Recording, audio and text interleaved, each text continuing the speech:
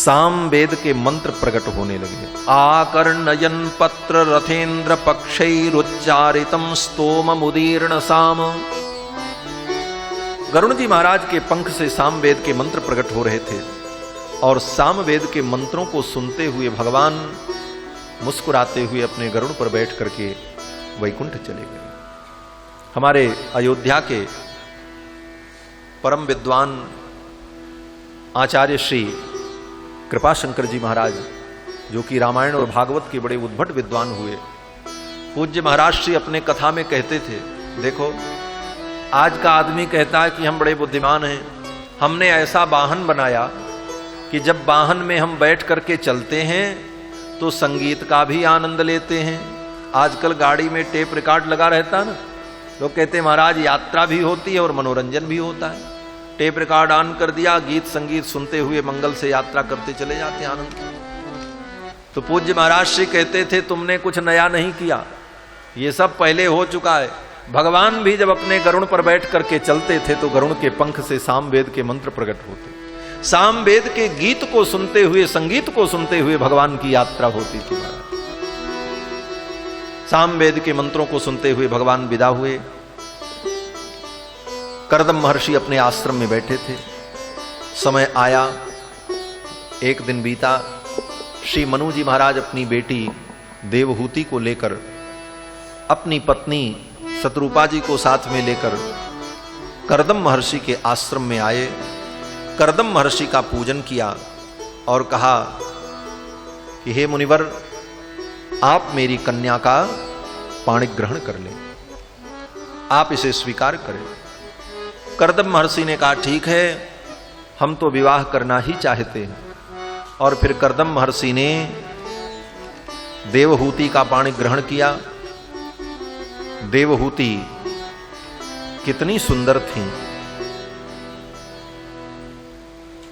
श्री मैत्रेय जी महाराज कहते हैं कि देवहूति का सौंदर्य इतना अद्भुत था कि एक दिन देवहूति अपने महल के ऊपर टहल रही थी। स्नान करने के बाद केसों को धूप में सुखा रही थी, बड़े बड़े केस थे। महल पर घूम रही थी और अपने केसों को सुखा रही थी। उसी समय आकाश मार्ग से विश्वावसु नाम का गंधर्व विमान में बैठ करके जा रहा था। विश्वावसु गंधर्व ने देवहूति को जब देखा तो ऐसा सौंदर्य उसने कभी देखा ही नहीं था। देवलोक में, स्वर्गलोक में, गंधर्व लोक में, किसी लोक में ऐसा सौंदर्य किसी के पास नहीं जो सुंदरता देवहूति को। विश्वावसु गंधर्व उस सुंदरता को देख करके देखता ही रह गया और विमान चलाना भूल गया। परिणाम क्या हुआ? बोले विमान के सहित लिए दिए धड़ाम से नीचे गिर पड़ा। विश्वावसुर्न्यपतत स्वाद विमानात्, अपने विमान के सहित नीचे गिर पड़ा। विलोक्य सम्मोह विमूढ़ चेताः, सम्मोह विमूढ़ चेताः, देवहूति के सौंदर्य को देख करके मोहित होकर के विमूढ़ हो गया। ऐसी परम सुंदरी, अनिंद सुंदरी देवहूति महर्षि कर्दम को प्राप्त हुई और महर्षि कर्दम अपनी पत्नी देवहूति के साथ अपने आश्रम में आनंद पूर्वक रहने लगे। सरस्वती नदी के तट पर बिंदु सरोवर के सन्निकट। इधर जब माता पिता चले गए, मनु और शत्रुपा अपनी बेटी का कन्यादान करके चले गए, तो अब देवहूति अपने पति की सेवा करने लगी। पितृभ्याम प्रस्थिते साध्वी पतिमिंगित को विदा, नित्यं पर्यचरत प्रीत्या भवानी व भवम प्रभुम। माता पिता के चले जाने के बाद देवहूति अपने पति महर्षि कर्दम की सेवा करने लगी। कैसे सेवा करने लगी? बोले जैसे पार्वती जी भगवान शंकर की सेवा करती, भवानी व भवम प्रभु। जैसे भवानी भव की सेवा करती, उसी प्रकार देवहूति अपने पति कर्दम की सेवा करने लगी। और सेवा कैसे की जाती है? पूछ करके सेवा नहीं होती, बताने पर सेवा नहीं होती। सेवा का स्वरूप क्या है? बोले पतिमिंगित को विदा। जिसकी सेवा करो उसके मन को पहले पढ़ लो, तब सेवा होगी। हम जिसकी सेवा करते हैं उसके मन को हम पढ़ लें कि ये क्या चाहता है, और बिना कहे ही हम वो कार्य करते रहें, ये सेवा है। पतिमिंगित को विदा। अपने पति के इंगित को, उनके इशारे को, उनके मन को देवहूति समझ लेती और कब क्या चाहिए, क्या सेवा करनी है, तदनुकूल सेवा करती थी। और इस सेवा में उन्हें सुख भी मिलता था। किसको? कर्दम महर्षि को। अरे बोले कर्दम महर्षि को तो सुख मिलता ही था, लेकिन देवहूति को भी सुख होता था। क्या सुख? बोले मैंने इनकी सेवा की। असली सेवा ये है, जब हम किसी की सेवा करके स्वयं सुख का अनुभव करने लग जाएं, तो समझ लो हमारी सेवा सफल हो गई। और जब तक कार्य समझ करके, जिम्मेदारी समझ करके, भय के कारण किसी भी प्रकार से आप कर रहे हैं, तब तक वो आपकी सेवा नहीं है। सेवा तब सेवा बनती है जब उस सेवा से सेवक को भी प्रसन्नता होने लग जाए, अपने स्वामी की सेवा करके सुख का अनुभव हो। नित्यम पर्यचरत प्रीत्या। प्रीति पूर्वक सेवा करती हैं, उस सेवा में भी देवहूति को सुख का अनुभव होता है। और यहां पर श्री मैत्रेय जी महाराज ने देवहूति को साध्वी कहा है। पितृभ्याम प्रस्थिते साध्वी। ये साध्वी कौन है? देवहूति। साध्वी किसे कहते हैं? बोले साध्वी उस स्त्री को कहते हैं जो स्त्री पतिव्रता हो, पतिपरायणा हो, अपने पति की सेवा करती हो, ऐसी स्त्री को साध्वी और सती कहते हैं। लेकिन आजकल तो कलयुग है। इस कलयुग में जो स्त्री विवाह नहीं करती, अविवाहित जीवन व्यतीत करती है, उसको लोग साध्वी कहते हैं। ये भागवत में प्रमाण है। बहुत कड़वी बात है महाराज। लोग कहते हैं वो तो साध्वी हैं। बोले वो साध्वी हो ही नहीं सकती। बिना पति के कोई स्त्री साध्वी नहीं कहलाती। कहते हैं पितृभ्याम प्रस्थिते साध्वी पतिमिंगित को विदा। पतिपरायणा स्त्री को ही साध्वी कहा जाता। और जो स्त्री अविवाहित जीवन व्यतीत करती है, उस स्त्री को किसी भी लोक की प्राप्ति नहीं होती। आपको बतावें, शास्त्र सम्मत बात मैं कह रहा हूं और विचार करके कह रहा हूं। पुरुष विवाह न करे और अविवाहित जीवन व्यतीत करे, ब्रह्मचारी बन जाए, सन्यासी बन जाए, तो पुरुष के लिए तो ये छूट है, पुरुष के लिए ये मार्ग है। हनुमान जी ने विवाह नहीं किया, शुकदेव जी ने नहीं किया, सनकादिकों ने नहीं किया, नारद ने नहीं किया, एक दो नहीं हजारों प्रमाण हैं। लेकिन आप सारे पुराण को उठा करके पढ़ लो, कोई स्त्री ऐसी हो जिसने विवाह न किया हो, अविवाहित जीवन जिया हो। स्त्री के लिए विवाह अनिवार्य है। जब तक उसका विवाह नहीं होगा तब तक उसको परम गति की प्राप्ति नहीं। बिना पति के स्त्री को किसी भी धर्म कर्म में अधिकार ही नहीं है। वो कितना भी तपस्या करे, उसकी सारी तपस्या व्यर्थ है। और एक कथा मैं आपको सुनाऊं। महाभारत में शल्य पर्व में वृद्ध कन्यका नाम का एक उपाख्यान है, आप स्वयं पढ़ सकते हैं। वृद्ध कन्यका उपाख्यान ये है कि श्री बलराम जी महाराज तीर्थ यात्रा पर जाते हैं, तो ऋषियों ने, लोगों ने उनसे कहा, महात्माओं ने, कि वृद्ध कन्यका तीर्थ में आप जरूर जाना। तो बलराम जी ने पूछा कि ये वृद्ध कन्यका तीर्थ क्या है? तो महात्माओं ने बताया कि एक महर्षि थे, बड़े तपस्वी, उनकी एक कन्या थी। महर्षि अपनी कन्या का विवाह करना चाहते थे, लेकिन जब तक अपनी कन्या का वो विवाह करते, उसके पहले ही उनकी मृत्यु आ गई। महात्मा जी, वो ऋषि, संसार से चले गए। तो अब कन्या के पिता चले गए, तो कन्या ने सोचा, पिताजी ने विवाह किया नहीं, तो अब मैं विवाह करूंगी ही नहीं, ऐसे ही एकाकी जीवन व्यतीत करूं और तपस्या करूं। वो ऋषि की कन्या तपस्या करने लगी। 80 वर्ष की अवस्था तक उस कन्या ने तप किया और वो वृद्ध हो गई। विवाह नहीं हुआ इसलिए कन्या थी, और वृद्ध हो गई इसलिए उसका नाम पड़ गया वृद्ध कन्यका। वृद्ध कन्यका माने बूढ़ी कन्या। 80 वर्ष तक उसने तप किया और फिर उसने सोचा कि हमारे आगे पीछे तो कोई है नहीं, पति है नहीं, बेटा भी नहीं, परिवार भी नहीं, मर जाने पर मेरा दाह संस्कार कौन करेगा। तो उस वृद्ध कन्यका ने सोचा कि 80 वर्ष की अवस्था हो ही गई है, अब चिता बना करके उस चिता में अग्नि की प्रतिष्ठा करके मैं उसी चिता में बैठ जाऊं और अपने शरीर को जला दूं। उसने चिता बनाई। मारा चिता बना करके वो वृद्ध कन्यका उस चिता में बैठने जा रही थी। तब तक उसी समय देवर्षि नारद आ गए। नारायण हरि। नारद जी आए और नारद जी ने कहा, देवी ये क्या करने जा रही हो तुम। उस वृद्ध कन्यका ने कहा, इस अग्नि में जल करके मैं स्वर्ग जाना चाहती हूं। नारद जी ने हंसते हुए कहा, तुमको स्वर्ग क्या नरक भी नहीं मिलेगा, तुम्हारे लिए दुनिया में ब्रह्मांड में कोई लोक ही नहीं है। कन्या ने कहा, मेरे लिए कोई लोक नहीं, मैंने इतना तप किया।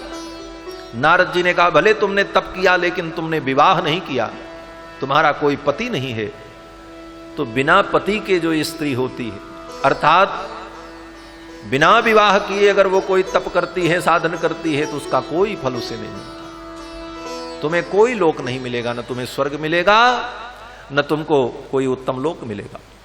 कन्या ने कहा, अब मैं क्या करूं, इतनी अवस्था मेरी हो गई। नारद जी ने कहा, अब से ब्याह कर लो। कन्या ने कहा, अब मेरा कौन ब्याह करेगा, मैं 80 वर्ष की हो गई। ये कथा है महाभारत में, पढ़ना। तो नारद जी ने कहा, देखो जाओ ऋषियों की सभा में और ऋषियों से कहना कि कोई मेरा पाणी ग्रहण कर ले, और ये कहना कि जो मेरा पाणी ग्रहण करेगा उसको मैं अपनी तपस्या का सारा फल दे दूंगी। आज तक हमने जो तप किया है 80 वर्ष तक, उस तपस्या का फल उसे मिल जाए। शायद इस लालच में कोई व्यक्ति आपका ब्याह कर ले। तो कन्या ने नारद जी की बात मानी और कन्या ने आकर के ऋषियों की सभा में कहा, महाराज गालव महर्षि के पुत्र उस सभा में बैठे हुए। गालव महर्षि के पुत्र ने कहा, मैं विवाह कर लूंगा, अगर तुम अपनी तपस्या का दान करती हो तो मैं तुम्हारा पाणी ग्रहण करूंगा। और तपस्या के लालच में गालव महर्षि के पुत्र ने उस कन्या का पाणी ग्रहण किया, और ज्यों ही पाणी ग्रहण किया, अग्नि की परिक्रमा करके उस कन्या को स्वीकार किया, विवाह की विधि संपन्न हुई। उसी यज्ञ मंडप में वो कन्या 16 वर्ष की हो गई, उसका वार्धक्य समाप्त हो गया। जो 80 वर्ष की बूढ़ी थी वो कन्या 16 वर्ष की हो गई। और उस कन्या ने अपनी तपस्या अपने पति को दे दिया और कहा, अब मैं स्वर्ग जा रही हूं। तो पति ने कहा, अब स्वर्ग मत जाओ, अब अगर तुमने विवाह किया है तो कम से कम एक दिन तो मेरे साथ रह लो। तो अपने पति के वचन को मान करके वो कन्या एक दिन अपने पति के साथ रही, और दूसरे दिन सशरीर उस कन्या ने स्वर्ग में प्रवेश किया है और उसको स्वर्ग की प्राप्ति हुई। कहने का भाव कि अगर कन्या ने, स्त्री ने विवाह नहीं किया और अविवाहित होकर गेरुआ कपड़ा पहनकर, रुद्राक्ष और तुलसी की माला पहन करके वो सन्यासिनी बन करके घूम रही है, तो उसका कल्याण नहीं होगा। ये नोट कर लेना, ये शास्त्र सम्मत बात मैं कह रहा हूं। उसका कल्याण नहीं होगा, ये धर्म नहीं है। ये विडंबना है कि कलयुग में ऐसे लोगों की संख्याएं बढ़ती चली जा रही। ऐसी स्थिति होगी तो गृहस्थ नाम की संस्था बिगड़ जाएगी, गृहस्थी का जो धर्म है वो विकृत हो जाएगा। स्त्री के लिए सन्यास का शास्त्र में कहीं विधान नहीं। सन्यास का मतलब त्याग, सन्यास का मतलब त्याग। कैसा त्याग? बोले शास्त्र सम्मत त्याग। शास्त्र जिस चीज को त्यागने के लिए कहे और जिसको कहे वो व्यक्ति त्यागे तब सन्यास होगा। तो शास्त्र तो पुरुष के लिए कहता है कि जब तुम्हारी अवस्था अधिक हो जाए, चौथी अवस्था आ जाए, तो तुम पत्नी को त्याग दो, बेटों को त्याग दो, घर त्याग दो, ये शास्त्र कहता है। लेकिन स्त्री के लिए कहीं भी त्याग का विधान नहीं। स्त्री अगर पति को त्यागेगी तो उसे पाप लग जाएगा। बेटे को त्यागेगी तो पाप लगेगा, घर त्याग देगी तो जाएगी कहां। स्त्री के लिए किसी का भी त्याग विहित नहीं है। स्त्री के लिए तो यही नियम है कि जब तक वो कन्या हो तब तक वो पिता के संरक्षण में रहे और विवाह हो जाने पर पति के संरक्षण में रहे। और जब पति चौथी अवस्था में तपस्या करने के लिए चला जाए, संन्यास ले ले, तो अपने पुत्रों के संरक्षण में, अपने पुत्रों के आश्रय में रह करके वो अपने जीवन को व्यतीत करे और भजन करे। न स्त्री स्वातंत्रमर्हति, शास्त्र कहता है कि स्त्री को कभी स्वतंत्र रूप से नहीं रहना चाहिए, क्योंकि वो अबला है, उसे संरक्षण की आवश्यकता है। इसलिए शास्त्र ने ऐसा विधान बताया है। तो साध्वी उस स्त्री को कहते हैं जो स्त्री पतिपरायणा और पतिव्रता होती है, और पति की सेवा ही स्त्री का परम धर्म है, यही उसकी परम भक्ति है। पति की सेवा से ही उसको सब कुछ प्राप्त हो जाता है। अत्रि महर्षि की पत्नी अनसुया जी ने श्री सीता जी को नारी धर्म का जब उपदेश किया है, रामायण में वर्णन है। भगवान जब चित्रकूट से आगे बढ़े तो अत्रि मुनि के आश्रम में भगवान पहुंचे हैं और अत्रि मुनि ने भगवान का स्वागत किया। अत्रि मुनि की पत्नी अनसुया ने जानकी जी को पातिव्रत धर्म का उपदेश किया और पातिव्रत धर्म का उपदेश करते हुए अनसुया जी ने यही कहा जानकी जी से कि नारी के लिए एक ही धर्म है। क्या धर्म है? एक ही धर्म एक व्रत नेमा, एक ही धर्म एक व्रत नेमा, काये वचन मन पति पद प्रेमा, काये वचन मन पति पद प्रेमा, एक ही धर्म एक व्रत नेमा, एक ही धर्म एक व्रत नेमा, एक व्रत नेमा, एक व्रत नेमा। यही नारी धर्म है। और इसी नारी धर्म से स्त्री को घर बैठे भगवान मिल जाते हैं। न चित्रकूट जाने की जरूरत है, न जंगल में जाने की। महाभारत में एक कथा है कि एक तपस्वी महात्मा तपस्या कर रहे थे जंगल में। तपस्या कर रहे थे, उसी समय कोई चिड़िया आई और चिड़िया ने उनके ऊपर बीट कर दिया। जब चिड़िया ने बीट कर दिया तो महर्षि को क्रोध आया। महर्षि ने देखा, तपस्वी थे, उनकी दृष्टि पड़ते ही वो भस्म हो गई। जब भस्म हो गई और तपस्या भी बीच में खंडित हो गई, क्यों? बोले क्रोध आ गया। तो महात्मा ने सोचा अब चलो चलते हैं, नगर भ्रमण करके आते हैं, कुछ भिक्षा उक्षा लेकर के। घूमते हुए एक गृहस्थ के घर पहुंचे। उस गृहस्थ के घर एक स्त्री थी। महात्मा ने कहा भिक्षाम दे। तो उस स्त्री ने कहा थोड़ी देर प्रतीक्षा करो, मैं अपने पति की सेवा कर लूं, तब आकर के आपको भिक्षा दूंगी। तो महात्मा तो तपस्वी थे और क्रोधी भी थे। महात्मा जी ने कहा इतनी देर भिक्षा देने के लिए तू प्रतीक्षा कराएगी? मैं इतना बड़ा तपस्वी? तो उस स्त्री ने अपने पति की सेवा करते हुए कहा कि क्रोध मत करो महात्मन, मैं वो जंगल की चिड़िया नहीं हूं कि तुम अपनी आंखों से मुझे भस्म कर दोगे। अब तो महात्मा चौंक गए कि जो घटना जंगल में घटित हुई, घर में बैठी हुई इस स्त्री ने कैसे जान लिया? आज तक मैं समाधि और योग के द्वारा जिन चीजों को जानने का प्रयास कर रहा था, और ये घर में बैठे बैठे जान गई कि उस चिड़िया को मैंने भस्म किया।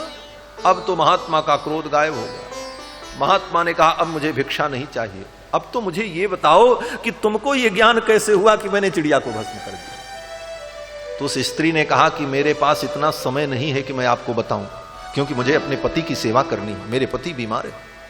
अगर तुम्हें जानना है तो प्रतीक्षा करो, और प्रतीक्षा नहीं कर सकते तो यहां से दूर चले जाओ। तुलाधार नाम का एक वैश्य है, आगे जाने पर तुम्हें एक नगर मिलेगा। उस नगर में तुलाधार नाम का एक बनिया है, उसकी अन्न की दुकान है, उस बनिया से जाकर के पूछ लेना, वो बता देगा।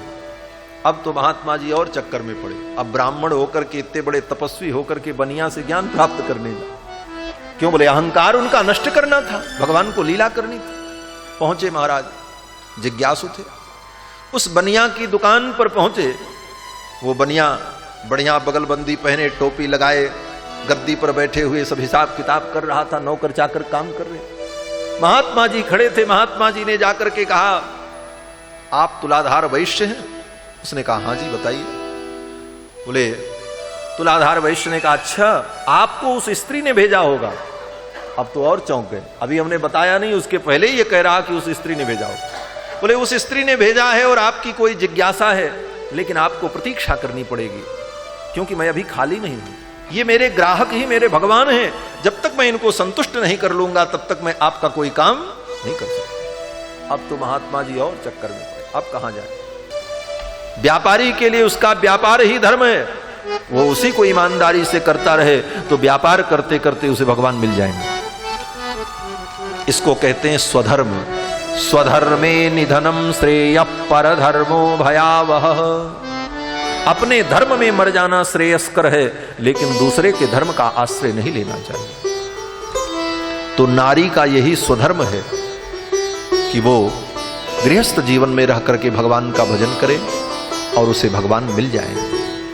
इसलिए साध्वी बनकर के, लाल पीले कपड़े पहनकर, पाखंड वेश बना करके विचरण करना ये नारी का धर्म नहीं है।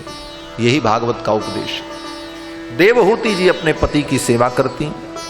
सेवा करते करते कई वर्ष बीत गए। एक दिन महर्षि कर्दम ने देवहूति को देखा, शरीर सूख गया था, कृशकाय हो गई, और शरीर पर वही कपड़ा था जो कपड़ा पहन करके अपने पिता के घर से आई थी। महर्षि कर्दम को दया आई और महर्षि कर्दम ने कहा, देवी आपने मेरी इतनी सेवा की, मैं प्रसन्न हूं, वरदान मांगो, क्या चाहिए? तो देवहूति ने कहा, हे प्रभु आप यही कृपा करो कि मुझे संतान की प्राप्ति हो। यस्ते भ्यदायि समय सकृदंग संगो भूयाद गरीयसी गुण प्रसव सतीनाम। मुझे पुत्र की प्राप्ति हो, ऐसी कृपा करो, क्योंकि वृद्धावस्था में पुत्र के आश्रित होकर के ही रहना नारी का धर्म है। जब तक मैं कन्या थी तब तक पिता के आश्रित थी, युवा अवस्था में आपका संरक्षण मिला और वृद्धावस्था में पुत्र के संरक्षण में मैं अपने जीवन को व्यतीत करूं, इसलिए मुझे पुत्र की प्राप्ति हो, यही कामना है। कर्दम महर्षि ने कहा, ऐसा ही होगा। महर्षि कर्दम ने अपने तपोबल से एक दिव्य विमान प्रकट किया। विमानम कामगम छत्तस्तर्हेवा विरची करत। महर्षि कर्दम ने अपने तपोबल से एक दिव्य विमान प्रकट किया। ऐसा अद्भुत विमान कि उस विमान में ही बगीचा, सरोवर, अनेक प्रकार के संसाधन, सारी सुख सुविधाएं, और उस विमान में अनेक परिचारिकाएं थीं, सेवा करने वाली स्त्रियां।